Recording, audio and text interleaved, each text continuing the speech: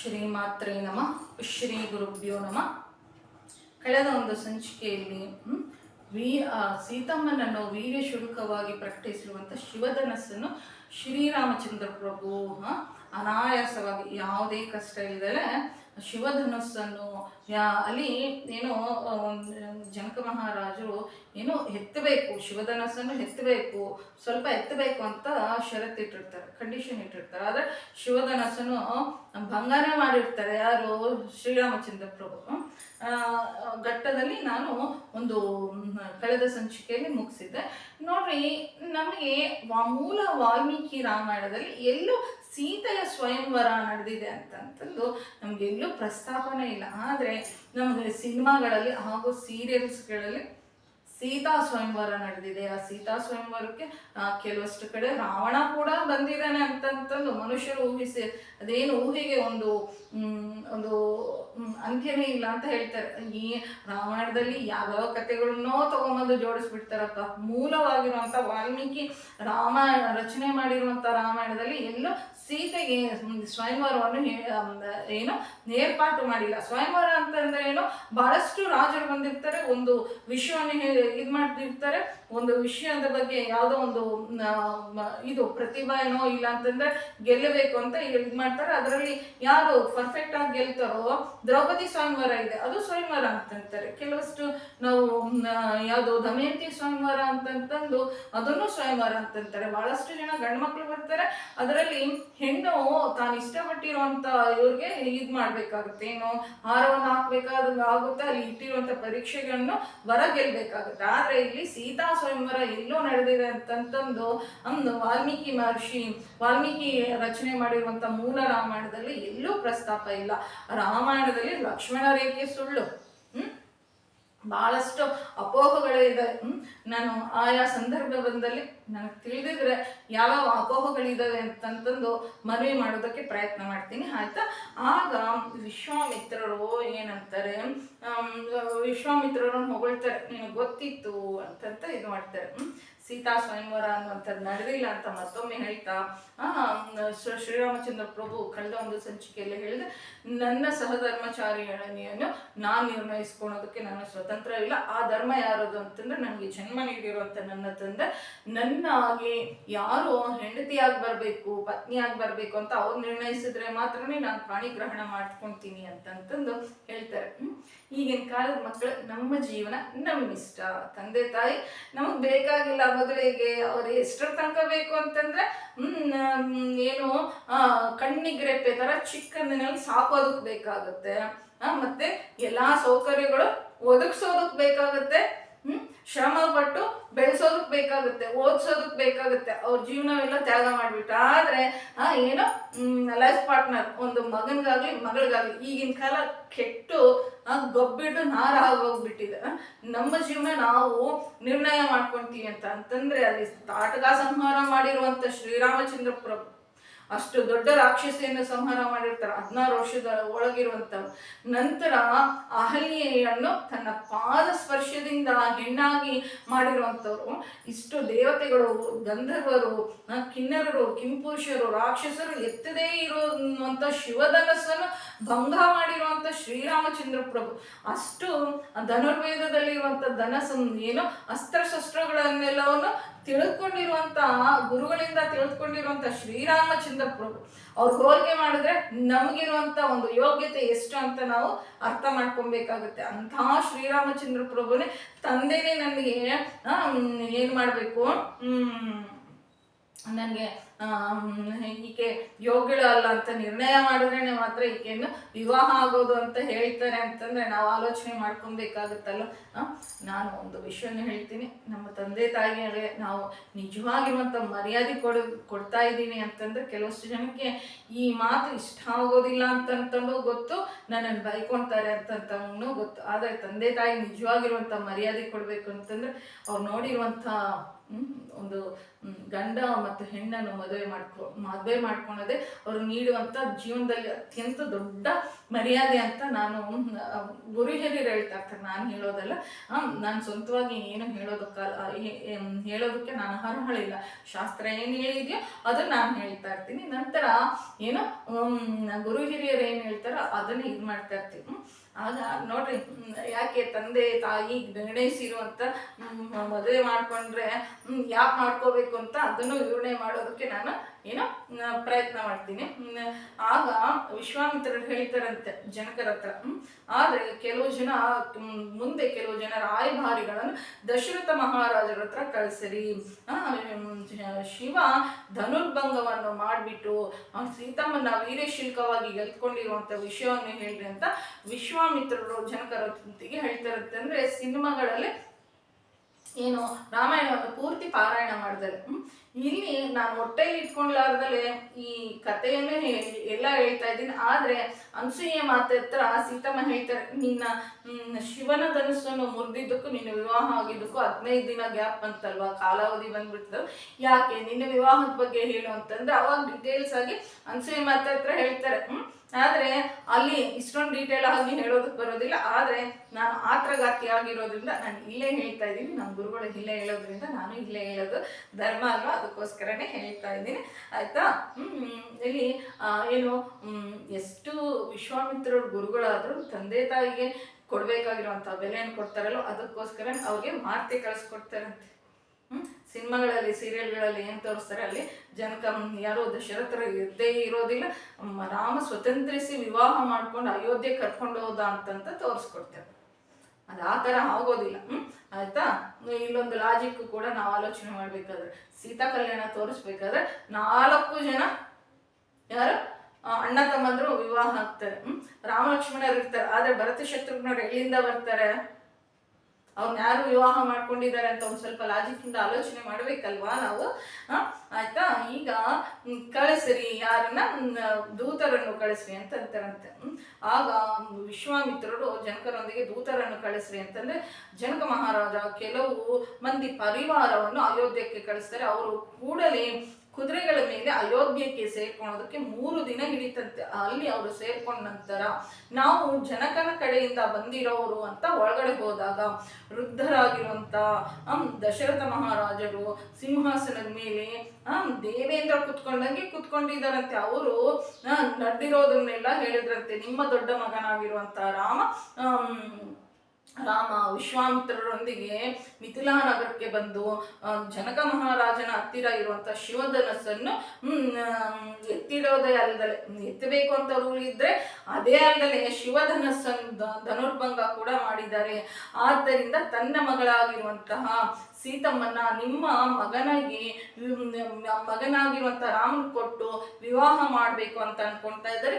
ನೀವು ಸಮ್ಮತಿಸಿದ್ರೆ ನಿಮ್ಮ ಸೊಸೆಯಂದಿರನ್ನು, ನಿಮ್ಮ ಮಕ್ಕಳನ್ನು ನೋಡ್ಕೊಳೋದಕ್ಕೋಸ್ಕರ, ಈ ಸಂಬಂಧ ಮಾಡ್ಕೊಳೋದಕ್ಕೋಸ್ಕರ, ಅಂದ್ರೆ ವಿವಾಹ ಮಾಡ್ಕೊಳೋದಕ್ಕೋಸ್ಕರ ನಮ್ಮ ನಗರಕ್ಕೆ ಬರಬೇಕು ಅಂತ ಜನಕ ಮಹಾರಾಜರು ಆಹ್ವಾನ ಕಳಿಸಿದ್ದಾರೆ ಅಂತ ರಾಯಭಾರಿಗಳು ಹೇಳ್ತಾರಂತೆ. ಆಗ ಕೂಡಲೇ ದಶರಥರು ತನ್ನ ಗುರುಗಳು ಪುರೋಹಿತರೊಂದಿಗೆ ಸಮಾವೇಶ ನಡೆಸಿಬಿಟ್ಟು ಜನಕ ಮಹಾರಾಜನ ನಡವಳಿ ಎಂಥದ್ದು ಅಂತ ಕೇಳ್ತಾರಂತೆ. ಯಾಕೆ ಅಂತಂದ್ರೆ ಇಲ್ಲಿ ನಮ್ಮ ವಿವಾಹ ವ್ಯವಸ್ಥೆಗೂ ಹಾಗೂ ಆಗಿನ ಕಾಲದ ಒಂದು ವಿವಾಹ ವ್ಯವಸ್ಥೆಗೂ ಏನು ವ್ಯತ್ಯಾಸ ಇತ್ತು ಅಂದ್ರೆ, ಈಗಿನ ವಿವಾಹ ವ್ಯವಸ್ಥೆ ಡೌರಿ ಎಷ್ಟು ಕೊಡ್ತಾರೆ, ವರದಕ್ಷಿಣೆ ಎಷ್ಟು ಕೊಡ್ತಾರೆ, ಅವಳಿಗೆ ಎಷ್ಟು ಓದ್ಕೊಂಡಿದ್ದಾಳೆ, ಅವಳು ಜಾಬ್ ಮಾಡ್ತಾಳ ಇಲ್ವಾ, ಅವಳು ಎಷ್ಟು ಇಟ್ಟಿದ್ದಾಳೆ, ಅವಳು ಎಷ್ಟು ಬೆಳ್ಳಗಿದ್ದಾಳೆ ಅಂತ ನೋಡ್ತಾರೆ ವಿನಃ ಬಹಳ ಜನ ಏನು ನೋಡೋದಿಲ್ಲ. ಆ ತಂದೆ ಅಂತವ್ರು, ಆ ತಾಯಿ ಅಂತವ್ರು ಅಂತ ನೋಡೋದಿಲ್ಲ. ಯಾಕೆ ನೋಡ್ಬೇಕು ಅಂತಂದ್ರೆ ಮನೆಯಲ್ಲಿ ಹಿರಿಯರು ಹೇಗಿರ್ತಾರ ಮಕ್ಕಳು ಹಾಗಿರ್ತಾರೆ ಅಲ್ವಾ. ಅದಕ್ಕೋಸ್ಕರನೇ ಎಂಥವ್ರು ಅಂತ ಕೇಳ್ತಾರಂತೆ. ಅವಾಗ ಅವ್ರು ಹೇಳ್ತಾರಂತೆ, ಮಹಾನುಭಾವ ದಶರಥ ವಿದೇಹ ವಂಶದಲ್ಲಿ ಹುಟ್ಟಿರುವಂತ ಜನಕ ಸಾಮಾನ್ಯವಾಗಿರುವಂಥವ್ರಲ್ಲ, ದೇಹದ ಮೇಲೆ ಭ್ರಾಂತಿ ಇಲ್ಲದೆ ಇರುವಂಥವನು, ಭಗವಂತನ ಮೇಲೆ ನಂಬಿಕೆ ಇರುವಂಥವನು, ಅಪಾರವಾಗಿರುವಂಥ ಜ್ಞಾನ ಇರುವಂಥವನು. ಅದಕ್ಕಾಗಿ ತಪ್ಪದಲ್ಲಿ ನಾವು ಈ ಸಂಬಂಧವನ್ನು ಮಾಡ್ಕೋಬಹುದು ಅಂತ ಹೇಳ್ತಾರಂತೆ. ಅಂದ್ರೆ ಇಲ್ಲಿ ಏನೋ ಸಾಮಾನ್ಯವಾಗಿರುವಂಥವ್ರಲ್ಲ, ದೇಹದ ಮೇಲೆ ಭ್ರಾಂತಿ ಇರುವಂಥವ್ರು ಅಂತಂದ್ರೆ, ಒಂದು ಮನೆಯಲ್ಲಿ ಕುಡುಕ ಅಪ್ಪ ಇದ್ರೆ ಮಕ್ಕಳು ಕೂಡ ಅದೇ ರೂಢಿ ಬರುತ್ತೆ. ಒಂದು ಸ್ವಚ್ಛತೆ, ಒಂದು ಸಂಸ್ಕಾರ, ಬಂಧುಗಳು ಬಂದರೆ ಯಾವ ಥರ ಮಾತನಾಡಿಸ್ಬೇಕು, ಅವ್ರಿಗೆ ಅನ್ನ ಹೇಗೆ ಬಡಿಸ್ಬೇಕು, ಎಲ್ಲಿ ಯಾವ ಥರ ಬಟ್ಟೆಗಳನ್ನು ಹಾಕ್ಕೋಬೇಕು. ಒಂದು ಹೆಣ್ಣು ಮಗಳು ಅಂತಂತಂದ್ರೆ ನಾವು ತಂದುಕೊಂಡಿದ್ದೀವಿ ಅಂತಂದ್ರೆ ಆ ಹೆಣ್ಣು ಏನೋ ವಂಶವನ್ನು ಉದ್ಧಾರ ಮಾಡೋ ಥರ ಇರಬೇಕೇ ವಿನಃ ಅವಳು ತಂದಿರುವಂಥ ವರದಕ್ಷಿಣೆ ನಾವು 1 ತಿಂಗಳಲ್ಲಿ ಅಂತಂದ್ರೆ 6 ತಿಂಗಳಲ್ಲಿ ಸಂಪಾದನೆ ಮಾಡ್ಬೋದು. ಆ ದುಡ್ಡಿಗೋಸ್ಕರ ಆಸೆ ಪಟ್ಬಿಟ್ಟು ಅಂಥವ್ರನ್ನೇ ಮನೆಗೆ ಸೊಸೆಂದ್ರನ್ನಾಗಿ ಮಾಡ್ಕೊಂಬಂದಿರುವಂಥ ಅವ್ರ ಪರಿಸ್ಥಿತಿ ಏನಾಗಿದೆ, ಕೇರ್ ಆಫ್ ಅಡ್ರೆಸ್ ವೃದ್ಧಾಶ್ರಮಗಳಾಗೋಗ್ಬಿಟ್ಟಿದೆ ಅಲ್ವಾ. ಈ ಥರ ಸಂಸ್ಕಾರ ಇಲ್ದಲೆ ನೋಡ್ದಲೆ ಮದುವೆ ಮಾಡಿರುವಂಥವ್ರು ಏನು ತಂದೆ ತಾಯಿ ಆಗಲಿ ಈ ನಡುವೆ ಬಹಳ ಕೆಟ್ಟೋಗ್ಬಿಟ್ಟಿದ್ದಾರೆ. ಒಂದು ವಿವಾಹ ವ್ಯವಸ್ಥೆ ಅಂತಂದ್ರೆ ಜೀವನ ಅಂತಂದ್ರೆ ಏನು, ನಾನು ಬಹಳ ಸಂಚಿಕೆಗಳಲ್ಲಿ ಮನವಿ ಮಾಡ್ತಾ ಇರ್ತೀನಿ. 3-4 ತಲೆಮಾರುಗಳಿಂದ ನಮ್ಮ ಭಾರತೀಯ ಸಮಾಜದಲ್ಲಿ ಯಾವಾಗಾದ್ರೆ ರಾಮಾಯಣ ಭಾರತ ಭಾಗವತಗಳು ಅಳಿಸೋಗಿದಾವೆ. ಅವು ನಮ್ಮ ಸಮಾಜದಿಂದ ಒಂದು ಭಾಗ ಆಗಿತ್ತು. ಎಲ್ಲರೂ ಕೇಳ್ತಾ ಇದ್ರು ಜೀವನ ಅಂದ್ರೆ ಹೇಗಿರ್ಬೇಕು ಅಂತಂತಂದು, ನೀತಿ ಅಂದ್ರೆ ಹೇಗಿರ್ಬೇಕು, ಒಂದು ಹೆಣ್ಣಂದ್ರೆ ಹೇಗಿರ್ಬೇಕು, ಯಾವ ತರ ಇರ್ಬೇಕು ಅಂತಂತಂದು ತಿಳ್ಕೊಂಡೇ ಇರೋದಕ್ಕೆ ದೊಡ್ಡವ್ರ ತರ ಇಲ್ಲ, ಅವ್ರು ನೋಡ್ಕೊಂಡು ಚಿಕ್ಕವರು ಮದ್ದಿಗೆಟ್ಟು ಹೋಗ್ತಾ ಇದ್ದಾರೆ ಅಂತ ನಿಸ್ಸಂದೇಹವಾಗಿ ನಾನು ಹೇಳುವಂತ ಒಂದು ಕರ್ತವ್ಯ ನನಗಿದೆಯಲ್ವಾ. ನೋಡ್ರಿ, ನಾನು ಏನ್ ಹೇಳ್ತಾ ಇದ್ದೆ ಅಂದ್ರೆ, ದಶರಥರಿಗೆ ದೇಹದ ಮೇಲೆ ಭ್ರಾಂತಿ ಇಲ್ಲ ಅಂತಂದ್ರೆ, ಅವರು ದೇಹದ ಮೇಲೆ ಭ್ರಾಂತಿ ಇದ್ರೆ ನಾವು ಭಾಳನೇ ಇದು ಮಾಡಿಬಿಡ್ತೀವಿ. ಒಂದು ಹೊಸ ಬಟ್ಟೆ ಕೊಂಡ್ಕೊಳ್ಳುವಂಥದ್ದು, ತಿನ್ನೋದಕ್ಕೆ, ಮತ್ತೆ ಬೇರೆ ಬೇರೆ ಇದಕ್ಕೆ ನಾವು ಕಲಿಸ್ಕೊಟ್ಟಿರುವಂಥದ್ದೇ ಮಕ್ಕಳಿಗೆ ಬರುತ್ತೆ. ಮತ್ತೆ ಭಗವಂತನ ಮೇಲೆ ನಂಬಿಕೆ ಇರುವಂಥವ್ರು. ಇವಾಗ ಒಂದು ಕುಟುಂಬದ ಒಂದು ಉದಾಹರಣೆ ನಮ್ಮ ಗುರುಗಳು ಹೇಳ್ತಾ ಇರ್ತಾರೆ. ಅದು ಬಹಳ ವೈದಿಕವಾಗಿ ಸಂಪ್ರದಾಯಬದ್ಧವಾಗಿರುವಂಥ ಕುಟುಂಬ ಅಂತೆ. ತಂದೆ ಅಷ್ಟು ಚೆನ್ನಾಗಿ ಬೆಳೆಸಿದ್ನಂತೆ ಮಗನನ್ನು. ಆ ಮಗ ಹೋಗ್ಬಿಟ್ಟು ಇಷ್ಟಪಟ್ಟು ಯಾರೋ ಹುಡುಗಿನ ಮದುವೆ ಮಾಡ್ಕೊಂಡ್ ಬಂದಿದ್ದಾಳೆ. ಅವನನ್ನ ಹಿಂಸೆ ಕೊಡ್ತಾ ಇದ್ಲಂತೆ. ನೀನು ಯಾವಾಗಲೂ ಸಂಧ್ಯಾ ವಂದನೆ ಅಂತೀಯಾ, ನೀನೇನು ಈ ಥರ ಶಿಕೆ ಇಟ್ಕೊಂಡಿರ್ತೀಯ, ಊರ್ಧ ಕುಂಡ್ರಗಳನ್ನು ಇಟ್ಕೊಂಡಿರ್ತೀಯ, ಬೊಟ್ಟು ಇಟ್ಕೊಂಡಿರ್ತೀಯ, ಒಂದು ಸಿಗರೇಟ್ ಕುಡಿಯೋದಿಲ್ಲ ಅಂತಂದ್ರೆ ಇವ್ನು ಕುಡಿಬೇಡ ಅಂತಂತ ಕಾಲು ಇಟ್ಕೊಂತಾರ. ಆದ್ರೆ ಆ ಮಾತಾಯಿ ಕುಡಿಯೋದಿಲ್ಲ, ನೀನ್ ಸಿಗರೇಟ್ ಕುಡಿಯೋದಿಲ್ಲ, ಪಬ್ಗೆ ಹೋಗೋದಿಲ್ಲ ಅಂತ ಅವನನ್ನು ಹಿಂಸೆ ಕೊಟ್ಟು ಅವನನ್ನೆಲ್ಲ ರೂಢಿ ಮಾಡಿಬಿಟ್ಟು ಅವನು ಅರ್ಧಾಂತರಕ್ಕೆ ಸತ್ತು ಹೋಗೋ ಥರ ಮಾಡಿದಾಳೆ ಅಂತಂತಂದು ನಮ್ಮ ಗುರುಗಳು ಹೇಳ್ತಾ ಇರ್ತಾರೆ. ಅದಕ್ಕೋಸ್ಕರನೇ ಒಂದು ಹೆಣ್ಣನ್ನು ಮನೆಗೆ ತಗೊಂಬರೋದು ಅಂತಂದ್ರೆ ಜೀವನದಲ್ಲಿ ಹುಟ್ಟು, ಮದುವೆ ಮತ್ತು ಸಾವು ಮತ್ತೆ ಆಗೋದೇ ಇಲ್ಲ. ಹುಟ್ಟು ನಮ್ಮ ಕೈ ಇರೋದಿಲ್ಲ. ಒಳ್ಳೆ ಕಡೆ ಮದುವೆ ಆಗ ಅನಾಯಾಸವಾಗಿ ಒಳ್ಳೆ ಸಾವು ಬರುತ್ತೆ. ಹೆಂಗಂದ್ರೆ ಅಂಥವ್ರನ್ನ ಹೆಣ್ಣಾಗ್ಲಿ ಗಂಡನಾಗ್ಲಿ ನಾವು ಲೈಫ್ ಪಾರ್ಟ್ನರ್ ಮಾಡ್ಕೊಂಡ್ರಾಗ್ಲಿ ಜೀವನ ತಿದ್ದುಕೊಳ್ಳಾಗದೆ ಇರೋಷ್ಟು ಬಿಡ್ತೀವಿ. ನಮ್ಮ ಜೀವನ ಅಲ್ಲಿ ಸರ್ವನಾಶ ಆಗೋಗ್ಬಿಡುತ್ತೆ ಅಂತಂದು ಲೈವ್ ಎಕ್ಸಾಂಪಲ್ ನಾವು ಕಣ್ಣಾರೆ ಎಷ್ಟೋ ಜೀವನಗಳನ್ನು ನೋಡಿದೀವಿ, ಆ ಕಾಲದಿಂದಲೂ ಈ ಕಾಲದ ತನಕ ಆಯ್ತಾ. ಆಗ ಅಪಾರವಾಗಿರುವಂಥ ಜ್ಞಾನ ಸಂಪತ್ತಿಷ್ಟಿದ್ರೆ ಜ್ಞಾನ ಇರ್ಬೇಕಲ್ವಾ. ಎಲ್ಲಾರ್ಗೂ ಭಗವಂತನ ಹತ್ರ ಕೇಳ್ಕೊಳೋಂಥದ್ದೇನು ಅಂತಂದ್ರೆ ಚಿತ್ತಶುದ್ಧಿ, ಜ್ಞಾನವನ್ನು ನೀಡಿ ಅಂತಂತಂದ್ರೆ ಈ ಜ್ಞಾನಿಗಳ ಸುತ್ತೂರ ಇರಬೇಕು ಅಂತಂದ್ರೂ ನಾವು ಏನೋ ಅದೃಷ್ಟ ಮಾಡಿಕೊಂಡಿರ್ಬೇಕು. ಜ್ಞಾನ ಅನ್ನುವಂಥದ್ದು ಭಾಳ ಏನೋ ಬೆಲೆ ಕಟ್ಟಲಾರ್ದೆ ಇರುವಂಥ ನಿಧಿ ಆಗಿರುತ್ತೆ. ಅದಕ್ಕೋಸ್ಕರನೇ ಈ ಜ್ಞಾನಿ ಆಗಿರುವಂಥ ಜನಕ ಮಹಾರಾಜರು ಸೀತಮ್ಮನಿಗೆ ಏನಂತ ಹೇಳಿ ಕಳಿಸಿ ಏನೇನು ಕಲಿಸ್ಕೊಟ್ಟಿರ್ತಾರೆ ಹೇಳ್ರಿ. ನೋಡ್ರಿ, ಸೊಸೆ ಬಂದಿರ್ತಾಳೆ, ಮಗಳಿರ್ತಾಳೆ. ಅಯ್ಯೋ ನಮ್ಮ ಮಗಳಿಗೆ ಹೂವ ಮುಡ್ಕೊಂಡ್ರೆ ತಲೆ ನೋವುತ್ತಂತೆ, ಬಳೆ ಹಾಕೊಂಡ್ರೆ ಕೈ ನೋವುತ್ತಂತೆ, ಗಜ್ಜೆಗಳು ಕಾಲಿನ ಗಜ್ಜೆ ಹಾಕೊಂಡ್ರೆ ಪಾಪ ಇರಿಟೇಷನ್ ಆಗುತ್ತಂತೆ, ಅವಳಿಗೆ ಕುಂಕುಮ ಹಚ್ಕೊಂಡ್ರೆ ಸ್ಕಿನ್ ಇರಿಟೇಷನ್ ಬರುತ್ತೆ. ಅವರೆಲ್ಲೋ ಬಿದ್ದಿರ್ತಾರೆ ಮಕ್ಕಳು. ಈ ತಂದೆ ತಾಯಿಗೆ ಬಂದಿರುತ್ತಪ್ಪ, ಫಸ್ಟ್ ತಂದೆ ತಾಯಿ ಅನ್ಬೇಕು. ಸಂಸ್ಕಾರ ಕಲಿಸ್ದಲೆ ಎಲ್ಲೆಲ್ಲೋ ಕಳಿಸ್ಬಿಟ್ಟು ಆ ಮಕ್ಕಳಿಗೆ ಇದು ಮಾಡ್ತಾರೆ. ಏನಮ್ಮ ಆಚರಣೆ ಮಾಡ್ಕೊ ಅಂತಂತಂದ್ರೆ ನೀರು ಬಿಡು ಅಂತಂತ ಇಲ್ಲಿ ಅಲ್ಲಿ ಗುಡಿಗಳಲ್ಲಿ ಹೋಗಿ ಏನು ಮಾಡ್ತಾ ಇರ್ತಾರೆ, ಒಂದು ಪೂಜೆಯನ್ನು ಮಾಡ್ತಾ ಇರ್ತಾರೆ. ಅವರು ಪೂಜಾರಿಗಳು ಕುಡಿ ಅಂತಂದ್ರೆ ಕೆಳಗಡೆ ಬಿಡ್ತಾರೆ, ಕೆಳಗಡೆ ಬಿಡಮ್ಮ ಅಂತಂತಂದ್ರೆ ಕುಡಿತಾ ಇರ್ತಾರೆ. ಗೋತ್ರ ನಾಮಗಳಿಂದ ಅರ್ಚನೆ ಮಾಡ್ಬೇಕಾದ್ರೆ ಅಯ್ಯೋ ನಮ್ಮ ಮಗಳು ನೋಡ್ರಿ ಹೆಂಗ್ ಮಾಡ್ತಾ ಇದ್ದಾಳೆ ಅಂತ ಬಿದ್ದು ನಗ್ತಾರೆ. ಏನೋ ಒಂದು ಅದು ಯೋಗ್ಯತೆ ಇಲ್ಲದೆ ಇರುವಂತದ್ದು ಇವಾಗ ಇದು ಹೊಸ್ದಾಗಿ ಕೂಡ ಬಂದಿದೆ. ಅಯ್ಯೋ ನಮ್ಮ ಮಕ್ಕಳಿಗೆ ಕನ್ನಡ ಬರೋದಿಲ್ಲ, ನಮ್ಮ ಮಕ್ಕಳು ಯಾವಾಗಲೂ ಇಂಗ್ಲೀಷಲ್ಲೇ ಮಾತನಾಡೋದಪ್ಪ, ಬರೋದೇ ಇಲ್ಲ. ನೀನ್ ಮಾತಾಡೋದು ಕಲ್ಸಿದ್ರೇನೆ ಅಲ್ವಾ ಅವ್ರಿಗೆ ಬರುವಂಥದ್ದು, ಅವ್ರಿಗೆ ಬರೋದಿಲ್ಲ ಅಂತ ಮಕ್ಕಳನ್ನ ಅನ್ನುವಂಥದ್ದು ಏನ್ ಬಂದಿದೆ. ಅದು ಒಂದು ಗ್ರೇಟ್ ಆಗಿರುವಂತ ಕ್ವಾಲಿಟಿ. ಏನು ನಮ್ಮ ಮಕ್ಕಳಿಗೆ ಇದು ಬರೋದಿಲ್ಲ, ಅದು ಬರೋದಿಲ್ಲ, ನನ್ನ ಮಗಳಿಗೆ ಅಡುಗೆ ಬರೋದಿಲ್ಲ, ನನ್ನ ಮಗಳು ಬೇಗ ಎದ್ದೋಳೋದಿಲ್ಲ, ನನ್ನ ಮಗ ಏನು ರೆಸ್ಪಾನ್ಸ್ ತಗೊಳೋದಿಲ್ಲ, ನನ್ನ ಮಗನಿಗೆ ಇಂಗ್ಲಿಷ್ ಬರೋದಿಲ್ಲ. ಅದು ನನ್ನ ಮಗ ಕೆಲ್ಸಕ್ಕೆ ಬಾರದೇ ಇರುವಂಥವ್ರು, ನನ್ನ ಮಗಳು ಕೆಲ್ಸಕ್ಕೆ ಬಾರದೇ ಇರುವಂಥವ್ರು, ನಮ್ಮ ಹತ್ರ ಏನಿದೆ ಅಂತಂದ್ರೆ ದುಡ್ಡಿದೆ, ದುಡ್ಡೆಲ್ಲ ಮುಚ್ಚಾಕ್ಬಿಡುತ್ತೆ ಅಂತಂತ ನೋಡುವಂತ ಸಮಾಜ ಸೃಷ್ಟಿಯಾಗಿದೆ. ಹೇಗ್ರೇ ಮನುಷ್ಯರು ಶಾಂತಿಯಿಂದ ಇರ್ತಾರೆ ಕೆಲವಷ್ಟು ದಿನಗಳ ತನಕ ಇದು ಚೆನ್ನಾಗಿರುತ್ತೆ. ಆ ಮಕ್ಕಳು ಹುಟ್ಟಿದ ನಂತರ ರೆಸ್ಪಾನ್ಸಿಬಿಲಿಟೀಸ್ ಬಂದ ನಂತರ ಏನಾಗುತ್ತೆ ಅವ್ರ ಸಂಸಾರ, ನಾವು ಕಲ್ಸ್ಕೊಟ್ಟಿರುವಂತ ವಿದ್ಯೆ ಅದು ಕೆಲ್ಸಕ್ಕೆ ಬಂದ್ರು ಕೆಲ್ಸಕ್ಕೆ ಬರ್ದೇ ಇದ್ರು ಪ್ರತಿಯೊಂದು ಓದಿನ ಜೊತೆ ಪ್ರತಿಯೊಂದು ಒಂದು ಪೂಜೆ ಮಾಡೋದಾಗ್ಲಿ, ಅಡಿಗೆ ಮಾಡೋದಾಗ್ಲಿ, ಮನೆ ಸ್ವಚ್ಛ ಮಾಡೋದಾಗ್ಲಿ, ಹೊರಗಡೆ ಹೋಗಿ ಏನು ವ್ಯಾಪಾರ ಅಂದ್ರೆ ಏನಾದ್ರು ಕೊಂಡ್ಕೊಂಡ್ ಬರೋದಾಗ್ಲಿ, ಬಂಧುಗಳು ಬಂದ್ರೆ ಹೇಗ್ ಮಾತನಾಡಿಸ್ಬೇಕು ಅನ್ನುವಂಥದ್ದಾಗ್ಲಿ. ಅಮ್ಮ ನನ್ನ ಬಂಧುಗಳು ಬಂದಿದ್ದಾರೆ ನೋಡಪ್ಪ ಅಂತಂದ್ರೆ ಹಾಯ್ ಅಂತಂದ್ರೆ ಮತ್ತೆ ಬಾಯ್ ಅಂತಾರೆ. ಮಾವನ್ಗೆ ಕುತ್ತಿಗೆ ಇಟ್ಕೊಂಡು ಏನೋ ಯಾರೋ ಕುತ್ತಿಗೆ ಇಟ್ಕೊಂಡು ಕಂಠ ಇಟ್ಕೊಂಡು ಈಚಿದ್ದಂಗೆ ಆಗ್ಬಿಡುತ್ತೆ ಅಂತಂದ್ರೆ ನಮಸ್ಕಾರ ಹೇಳ್ಬೇಕಾಗಿರುವಂತ ಒಂದು ಕುಟುಂಬದಲ್ಲಿ ಹಾಯ್ ಬಾಯ್ ಅಂತ ಅನ್ಕೊಂಡು ಆ ಕುಟುಂಬಕ್ಕೆ ಹೋಗ್ಬಿಟ್ಟು ಜೀನ್ಸ್ಗಳು ಹಾಕೊಂಡು ಚಡ್ಡಿಗಳು ಹಾಕೊಂಡು ಈ ತರ ದಯಮಾಡಿ ಈ ತರ ಇರುವಂತ ಹೆಣ್ಣುಮಕ್ಕಳನ್ನಾಗ್ಲಿ ಗಂಡು ಮಕ್ಕಳನ್ನಾಗ್ಲಿ ಎಲ್ಲರೂ ಜ್ಞಾನದಿಂದ ಬೆಳೆಸ್ಬೇಕು. ನಮ್ಮ ಸಂಪ್ರದಾಯ ನಮ್ಮ ವಾರಸತ್ವವನ್ನು ನಾವು ಬೆಳೆಸ್ತಾ ಇರಬೇಕು ಅಂತಂದ್ರೆ ಮಕ್ಕಳು ಯಾವತ್ತು, ನಾನೊಂದು ಸೂಕ್ಷ್ಮವನ್ನು ನಮ್ಮ ಗುರುಗಳು ಹೇಳ್ತಾ ಇರ್ತಾರೆ, ಅದು ಹೇಳೋದಕ್ಕೆ ಇಷ್ಟಪಡ್ತೀನಿ. ಮಕ್ಕಳು ಯಾವತ್ತು ಹೇಳಿದ್ರೆ ಮಾಡೋದಿಲ್ಲ, ನಾವು ಮಾಡಿದ್ರೆ ಮಾತ್ರನೇ ಅವರು ನೋಡಿ ಮಾಡ್ತಾರೆ ಅಂತಂತಂದು ಒಳ್ಳೇದಾಗಲಿ ಕೆಟ್ಟದಾಗಲಿ ನಾವು ಮಾಡಿದ್ರೇನೆ ಅವ್ರು ಮಾಡ್ತಾರೆ ಅಂತ ನಾವು ತಿಳ್ಕೊಬೇಕಾಗುತ್ತೆ. ಅವನೇನೋ ಬಾಯಲ್ಲಿ ಇಟ್ಟಿರುವಂತ ಸಿಗರೇಟ್ ತೆಗಿಯೋದಿಲ್ಲ, 3 ಹೊತ್ತು ನಿಶೆಯಲ್ಲಿರ್ತಾನೆ, ಸೆಲ್ ಫೋನಲ್ಲಿ ಇರ್ತಾನೆ, ಆದ್ರೆ ಮಕ್ಕಳು ಮಾತ್ರ ಮಹಾಜ್ಞಾನಿಗಳಾಗ್ಬೇಕು ಅನ್ನೋಂತ ಒಂದು ಆಸೆ ಎಲ್ಲಿಂದ ಬರ್ತಾರ್ರಿ ಅಲ್ವಾ? ನೋಡ್ರಿ ಅಲ್ಲಿ ಎಂತೆಂತ 4 ವಾಕ್ಯಗಳಾಗಿದ್ರು ಮಹರ್ಷಿಗಳು ಮತ್ತೆ ಯಾರು ಪಂಡಿತರು ದಶರಥರಿಗೆ ಎಷ್ಟು ಒಳ್ಳೆಯದಾಗಿರುವಂತ ಒಂದು ವಿಷಯಗಳನ್ನು ತಿಳಿಸಿದ್ರು. ಈ ಜ್ಞಾನ ಇರೋದಕ್ಕೆ ಅಲ್ವಾ ಸೀತಮ್ಮ ಅಷ್ಟು ಕಷ್ಟ ಬಂದ್ರು. ರಾಮ ಇವತ್ತೇನಾದ್ರೂ ವೀರಾದಿ ವೀರನಾಗಿ ನಿಂತ್ಕೊಂಡಿದ್ದಾನೆ ಅಂತಂದ್ರೆ ಸೀತಮ್ಮನ ಒಂದು ತ್ಯಾಗವೇ ಅಲ್ವಾ. ಆಕೆ ಜ್ಞಾನ ಇಲ್ದ ಅವಳಾಗಿದ್ದಿದ್ರೆ, ದೇಹದ ಮೇಲೆ ಭ್ರಾಂತಿ ಇದ್ದವಳೆ ಆಗಿದ್ದಿದ್ರೆ ಶ್ರೀರಾಮಚಂದ್ರ ಪ್ರಭುವಿನ ಹಿಂದೆ ಅರಣ್ಯವಾಸಕ್ಕೆ ಹೋಗ್ತಾ ಇದ್ಲ. ಕೈಕಮ್ಮ ಕೋರ್ಕೊಂಡಿರ್ಲಿಲ್ಲ. ಸೀತಮ್ಮ ಅರಣ್ಯವಾಸಕ್ಕೆ ಹೋಗ್ಬೇಕು ಅಂತ ಕೈಕಮ್ಮ ಎಲ್ಲೂ ಕೋರ್ಕೊಂಡಿರ್ಲಿಲ್ಲ.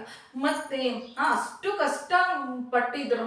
ಲಂಕೆಯಲ್ಲಿ ರಾವಣ ಏನು ಎತ್ಕೊಂಡೋಗಿ ಆಕೆಗೆ ಅನೇಕ ತಾರವಾಗಿರುವಂತ ಆಸೆಗಳನ್ನ, ಲೌಕಿಕವಾಗಿರುವಂತ ಆಸೆಗಳನ್ನ ತೋರಿಸ್ತಾನೆ, ಕಷ್ಟನೂ ಕೊಡ್ತಾನೆ. ಆದ್ರೆ ಆಕೆ ಜ್ಞಾನ ಇರೋದ್ರಿಂದ ಆಕೆ ಯಾವ ತರ ತಟ್ಕೊಂಡು ಆಕೆ ಸೂಸೈಡ್ ಮಾಡ್ಕೊಬಹುದಾಗಿತ್ತು ಲಂಕೆಯಲ್ಲಿ, ಮತ್ತೊಂದನ್ನ ಮಾಡಬಹುದಾಗಿತ್ತು.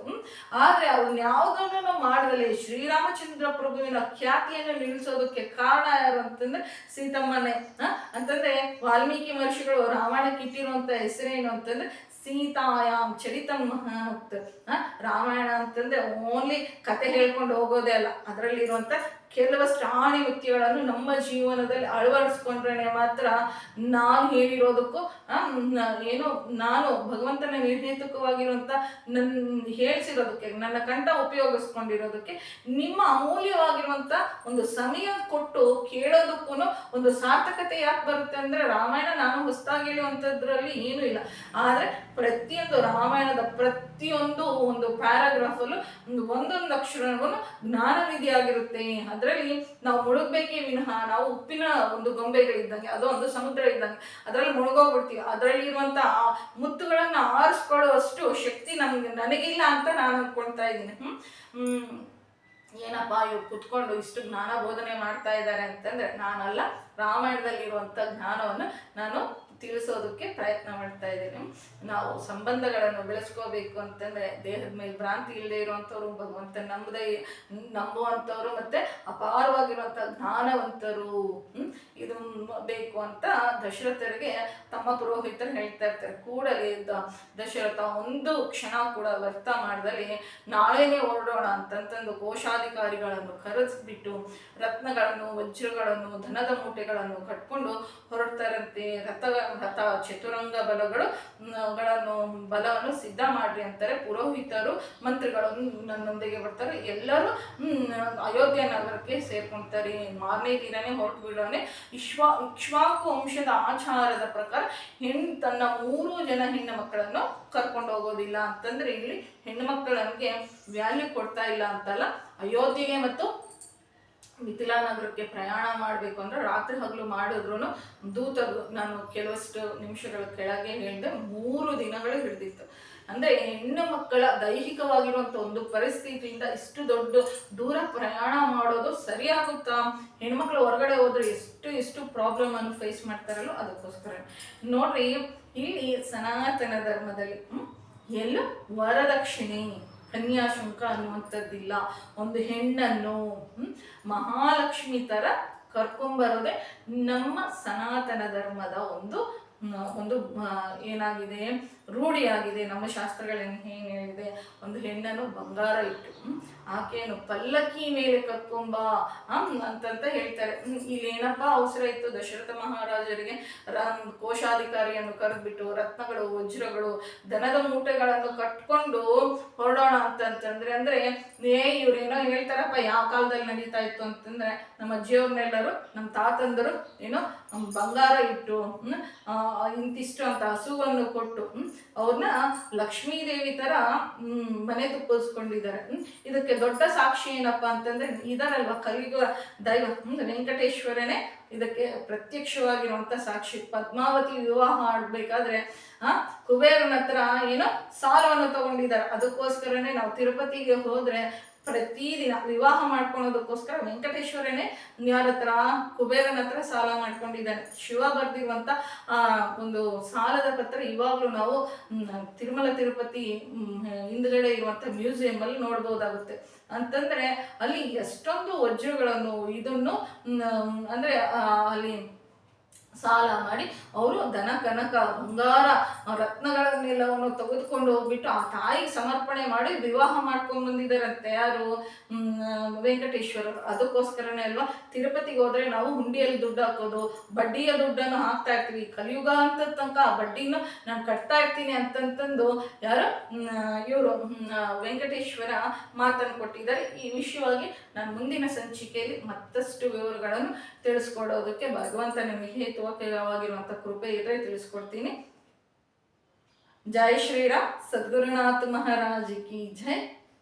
ನಮ್ಮ ಚಾನಲ್ ಇಷ್ಟ ಆಗಿದ್ರೆ ಸಬ್ಸ್ಕ್ರೈಬ್ ಮಾಡ್ಕೊಳ್ರಿ, ಶೇರ್ ಮಾಡಿ ಹಾಗೂ ಲೈಕ್ ಮಾಡಿ. ಜೈ ಶ್ರೀರಾಮ್. ಕೇಳಿದ್ದಕ್ಕೆ ಎಲ್ಲರಿಗೂ ಧನ್ಯವಾದ.